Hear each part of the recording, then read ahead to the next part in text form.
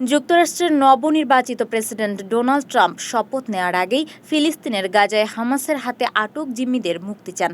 এই সময়ের মধ্যে মুক্তি দেয়া না হলে হামাসকে গুরুতর পরিণতির হুঁশিয়ারি দিয়েছেন তিনি।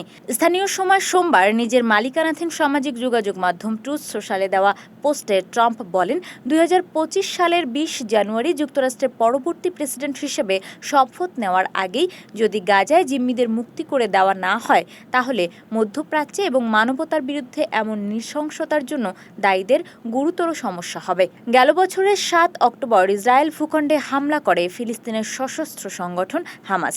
এতে নিহত হন ১,২০৮ জন। এছাড়া ২ শতাধিক মানুষকে জিম্মি করে গাজায় নিয়ে আসে হামাস। তাদের মধ্যে কিছু মুক্তি পেলেও এখনও হামাসের কাছে ১০০-র মতো জিম্মি আছেন। হামাসের হামলার পর থেকেই গাজা উপত্যকায় নৃশংস হামলা শুরু করে ইসরায়েলি বাহিনী। তাদের নির্বিচার হামলায় গাজায় এখন পর্যন্ত নারী শিশুসহ প্রায় ৪৪,০০০ মানুষ নিহত। সম্প্রতি মার্কিন সিনেটর এবং ট্রাম্পের ঘনিষ্ঠ হিসেবে পরিচিত রিপাবলিকান পার্টির রাজনীতিবিদ লিন্ডসে গ্রাহাম এক সাক্ষাৎকারে জানান, গাজায় আটক জিম্মিদের মুক্তি এবং সেখানে একটি যুদ্ধবিরতির জন্য ট্রাম্প আগের চেয়ে বেশি দৃঢ়প্রতিজ্ঞ। এমনকি তিনি চাইছেন প্রেসিডেন্টের অভিষেক অনুষ্ঠানের আগেই যেন এ ব্যাপারে সুরাহা হয়।